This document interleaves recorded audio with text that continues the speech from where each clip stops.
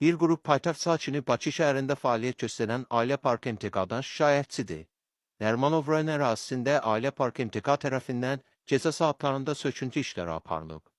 Bu isə vətəndaşların haqlı narazılığına səbəb olub. Ailə Park MTK-nın əməkdaşları həmin ərazidə yaşayan sakinlərin etirazlarına məhəl qoymayaraq söküntü işlərini davam etdiriblər. Sözügedən şirkətin qanunsuzluğu bununla bitmir.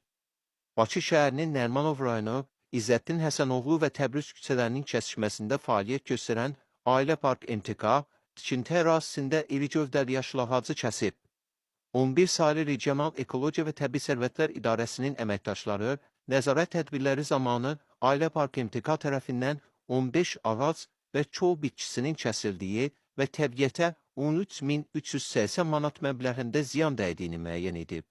İdarənin rəisi Qafar Ağayev bildirib ki, təbiətə dəymiş ziyanın məbləği cinayət tərkibi yaratdığından məsələyə hüquqi qiymət verilməsi üçün toplanmış sənədlər baş prokurorluğa göndərilməsi üçün hazırlanır.